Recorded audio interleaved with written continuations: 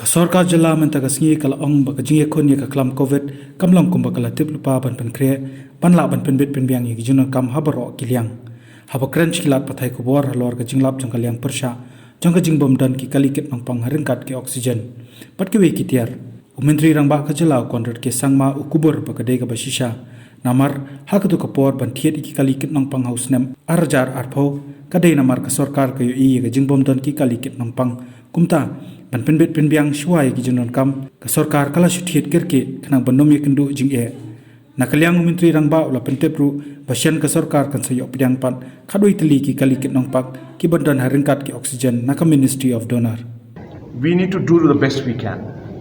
So therefore, yes, if you look at it one way, that there are many areas which could have been far better. But we need to realize that we work under very, very difficult constraints. And keeping those situations in mind, I feel that the department and the team has done very well. Now, whether you talk of oxygen, where we had just simply 700 cylinders. Today we have 3,000 of them, and many more thousands are coming. We didn't even have one oxygen plant, proper oxygen plant in any of the government units. Today we're going to have it on almost 11 to 12 different hospitals and centers. We didn't even have one cryogenic plant. We're going to have two of them. So if you look at that aspect also, it's been in a limited time of less than 30 days, all this work has been done.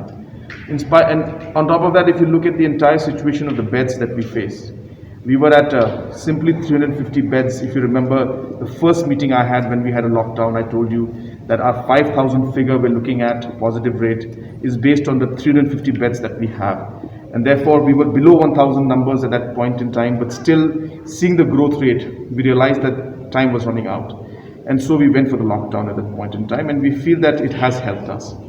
Why I'm telling you all this is, again, to give you the idea that there could be shortcomings, there could be areas where, yes, the things could have been better, but we need to realize that we were working with very difficult conditions, very difficult times, and with limited resources.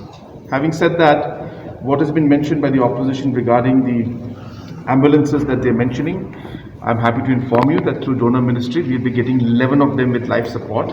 At that point in time, if you remember last year when we were going through this entire struggle of fighting the first wave of COVID, it was more of transportation of people.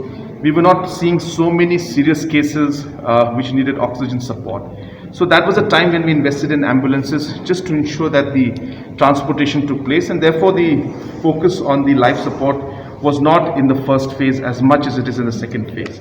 So most of the ambulances that came in the first phase.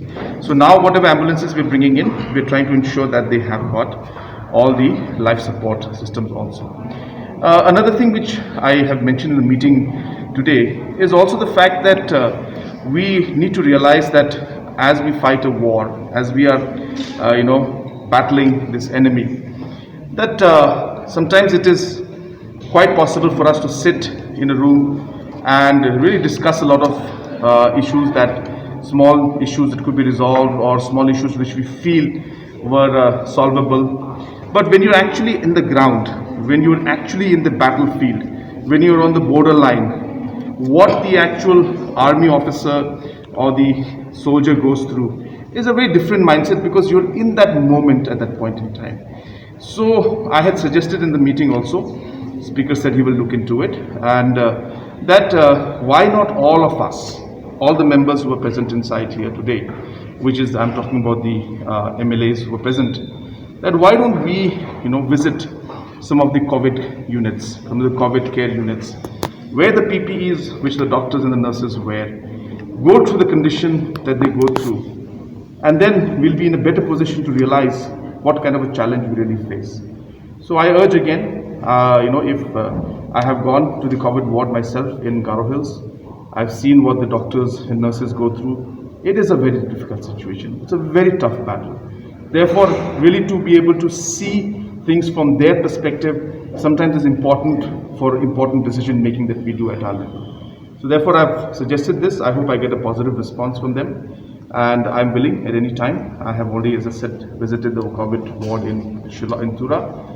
I have no problem visiting the COVID ward here. It will also, since give a good signal, positive signal. It will also ensure that everybody feels that the members are also involved. And I think it will give a confidence to the health workers. And more important, it will help the legislatures and the decision makers to really decide after seeing really what challenges the individuals face. And in fact, I would suggest if press also would, should come and go be with us when we enter these COVID wards. I think it's good to be part of this entire process. So I invite all of you also, and I'll see maybe in 2-3 days time if the others don't go, then I may go alone. But I invite the press also to be there. I think it'll send a good message to everybody.